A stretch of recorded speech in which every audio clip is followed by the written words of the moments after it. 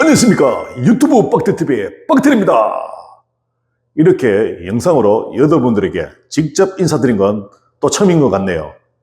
지난번 영상에서 자연순환형의 정부 지원이 없어진다는 얘기를 듣고 오신 분들도 계실 것이고, 이번 영상 제목이나 썸네일을 보고 들어오실 분들도 계실 것입니다. 혹시 지난 영상 내용이 궁금하시다면 상단에 뜨는 영상을 보고 오시는 것도 추천드립니다. 자, 다시 본론으로 돌아와 다소 무거울 수도 있는 주제이기도 하고, 여러분들에게 태양열 업계의 전반적인 문제점들과 그와 관련된 다양한 이야기들을 풀기로 이 영상의 틀을 잡다 보니 직접 마주보고 이야기하는 게 더 여러분들에게 와닿을 것 같아서 이렇게 했습니다. 그리고 영상 마지막에 추가 크레딧 영상이 있으니 꼭 끝까지 봐주셨으면 좋겠습니다. 그럼 바로 가시죠.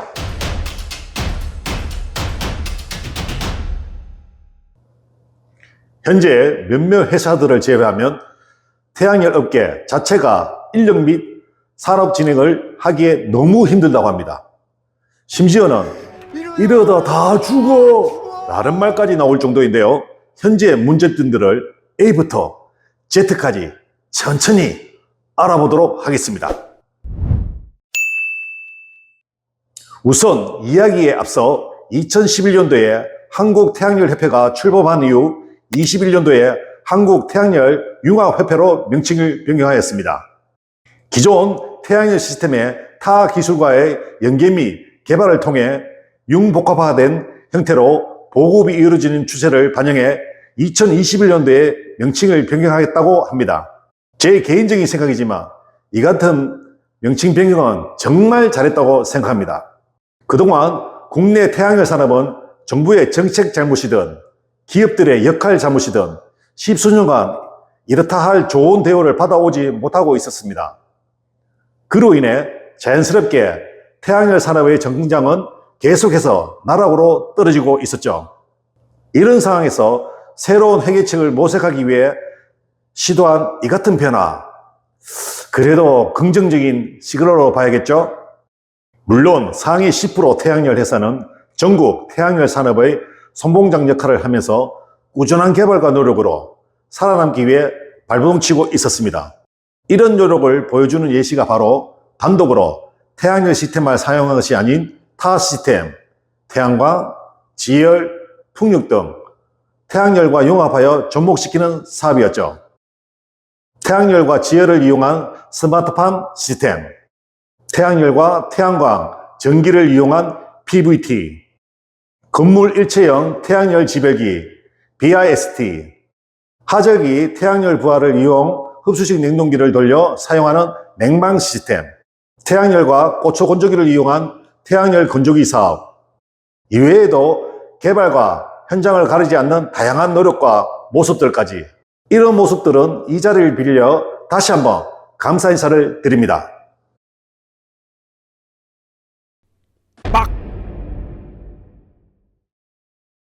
정부에서 2020년 12월쯤에 2050 탄소 중립 추진 전략을 발표한 이후 2024년 지금까지 다양한 정부 각 부처에서는 로드맵과 시나리오, 전략들을 발표했습니다.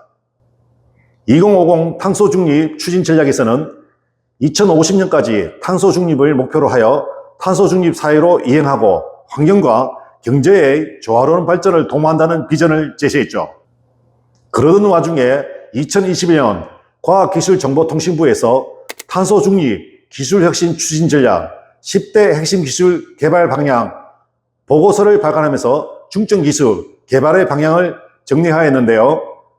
태양광과 풍력, 수소, 바이오에너지, 철강과 시멘트, 석유화학, 산업공정 고도화, 수송 효율, 건물 효율, 디지털화, 탄소 포집 저장 활용, CCUS, 이것들이 바로 10대 핵심 기술 개발 전략입니다. 그런데 여기에서 태양열은 들어가 있나요? 다시 한번 확인해 보죠.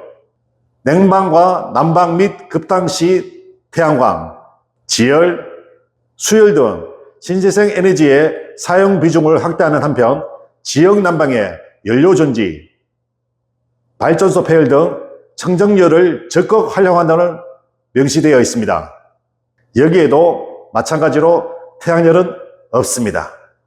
탄소 중립 핵심 과제 중 하나가 에너지 효율인 것을 감안한다면 다이렉트로 열을 활용하는 태양열을 쓰는 게 가장 효율적임에도 불구하고 굳이 전기 에너지를 생산한 뒤 열로 변화시킨다. 과연 이게 맞을까요? 태양열이 정말로 2050 탄소 중립 시나리오에서 내걸었던 저탄소 청정 에너지 보급이라는 목표에 충족되지 않는 기술인가요?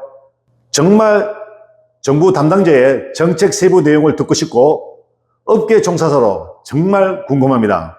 이런 상황에도 태양열협회는 무엇을 하고 있나요? 3, 40년 전에 태양열 인체열 온수기가 국내 시장에 들어오면서 일반 소비자들에게까지 태양열이 보급되었죠. 당시 선두주자였던 솔라하트를 필두로 강남태양열, 제인상사, 소형 제품, 중대형 제품으로 소비자들에게 신뢰가 생기면서 큰 호응을 얻었습니다. 그리고 2007년, 2008년 정부의 100만원 그린홈 사업으로 인해 태양열 사업의 폭발적인 부흥기가 시작됩니다. 30회배로 가정주택에 온수기와 난방을 태양열로 일부 해결한다. 정말 매력적인 옵션이었고 여러 곳에서 신청하다 보니 매번 순분을 기다리는 상황까지 발생했습니다. 이쪽이 돈이 되는 블루오션이라는 소식을 들은 심야 전기 보일러 업계의 영업사원들로부터 소규모 건설회사들까지 너도 나도 뛰어들기 시작했죠. 그때 당시 약 250개에서 300개 정도의 태양열 신재생 전문 기업이 우후죽순으로 생겨났던 것으로 기억합니다. 이런 상황이 지속되다 보니 무분별한 영업사원의 영업, 회사의 기술 부족 등 모든 리스크는 결국 소비자들에게 돌아가기 시작하면서 제품의 신뢰도, 더 나아가 태양열 업계의 전체 신뢰도까지 급격하게 떨어지게 되었습니다. 물론 여기에는 헐값에 들어오는 낮은 품질의 소위 저가형 태양열 온수기들도 한몫했고요. 이런 악순환은 태양열 업계 전반적인 침체기를 만들고 결국 2010년도부터 2018년도 동안 아까 위에서 언급했던 모든 회사들이 부도나거나 신재생 전문 기업들은 태양열을 포기하게 되는 지경에 이르죠. 지금까지 남아있는 태양열 회사는 기술적인 면이나 제품의 신뢰도 측면에서도 그래도 괜찮은 회사들이며 정말 존경받을 만한 회사들입니다. 자, 여기 오늘날까지의 태양열 업계의 상황은 이해가 되셨나요? 왜 갑자기 이런 이야기를 꺼내지? 라고 생각하시는 분들도 계실 겁니다. 바로 이 다음 얘기를 위한 일종의 빌드업이라고 봐주시죠. 이렇게 2012년 이후 소비자들에게 조금씩 신뢰를 회복해 나가며 현재 위치까지 다시 올라오게 된 태양열 회사들에게 묻고 싶습니다. 내년부터 자연순환형 태양열 온수기는 정부 지원을 하지 않고 강제순환형 태양열 온수기를 한다는 이야기가 있던데 이 정책 맞다고 보십니까?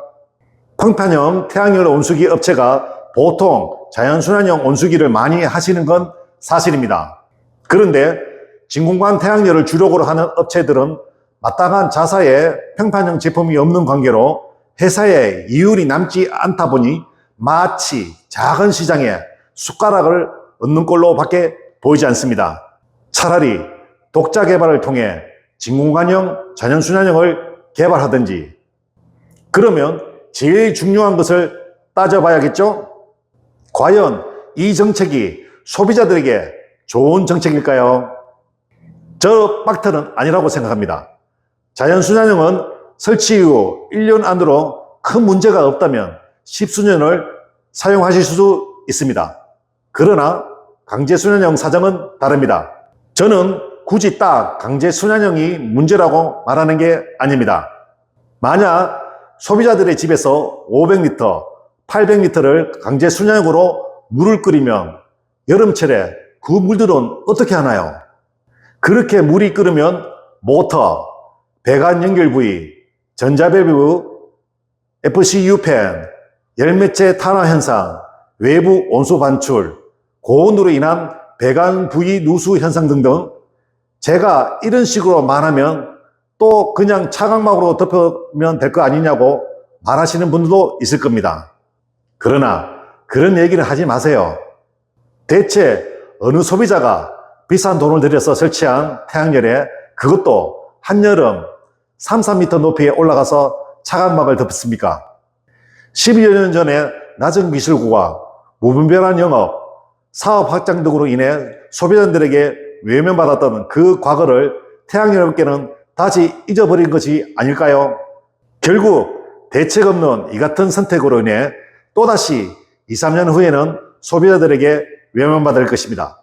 그러니 가정용 온수기 사업은 자연순환형이 전 개인적으로 맞다고 생각합니다. 소비자 여러분들을 포함하여 태양열 업계 여러분들의 현명한 판단을 바랍니다. 그리고 태양열 협회에 묻고 싶습니다. 태양열 업계도 새로운 도약을 하면서 다시 신뢰도와 이미지를 쌓아 올려야 되지 않겠습니까? 본론부터 말하자면 왜 태양열 업계는 태양광이나 다른 업계처럼 전기, 건설 기술자 수첩을 통해 실적이 기재되지 않습니까? 여기에서 실적은 업계 회사들의 실적이 아닌 시공이나 현장에서 일하는 엔지니어들의 실적을 말하는 것입니다. 협회에서 우선 전문화된 기술자들을 확보해야 태양열 업계의 수준이나 체급 자체가 올라가는 것입니다. 아무나 공사하시는 분들이 태양열 도면 한 장으로 태양열을 설치할 줄 안다고 얘기하면서 자기를 전문가라고 말하는 시대는 이제 끝났다고 생각합니다. 정확하게 얘기할 건 알려주고 잘못된 점을 짚어주면서 필드팽을 통한 끊임없는 수정, 규격에 맞춰진 공사를 해야지만 제대로 된 태양열 제품이 나옵니다. 그래야만 소비자 여러분들의 만족도가 올라가면서 그 만족도는 정부와 지자체에 전달되어서 태양열 예산이나 사업이 많이 반영된다고 생각합니다. 그러니 협회가 주관이 되어서 주기적인 교육과 이수 과정을 통하여 자격 수준을 거쳐 10회배 미만, 20회배 미만, 30회배 미만, 50회배 미만, 100회배 미만 및 이상 이런 식으로 공사 경력, 수준, 레벨을 구체적으로 수첩에 나누어 기재를 해야만 기술자의 지위가 올라간다고 생각합니다. 아직도 지자체와 정부의 해배에 묶여 얼마 되지 않는 낮은 임금으로 공사하라는 식은 이제 버려야 할 것 같습니다.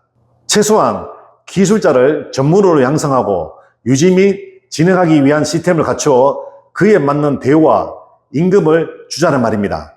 그것이 다른 업종에서도 태양열 업계를 수준 아래로 보지 않게 하는 방법입니다.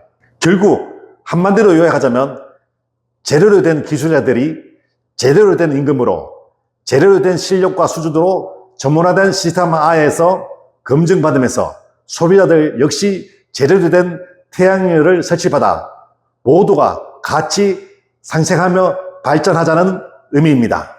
태양열 업계를 전반적으로 상향 평준화시키자는 뜻이죠.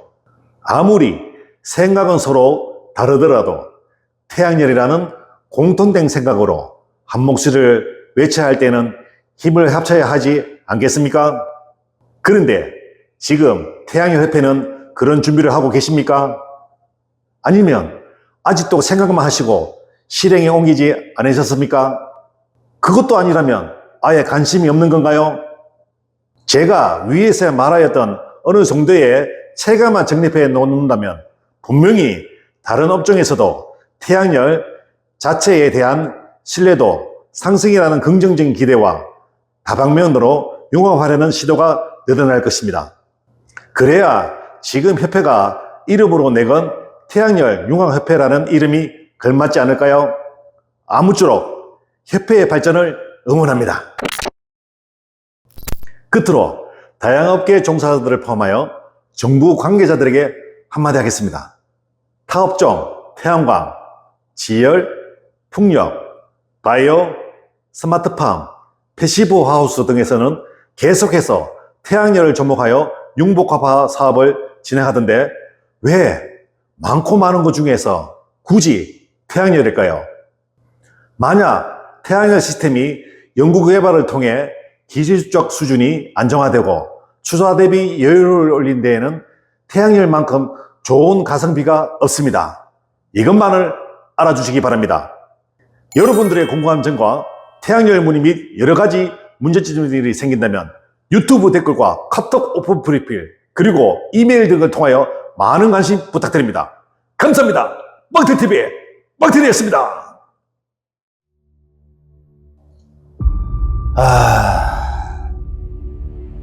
정말 태양열은 희망이 없다 말이가.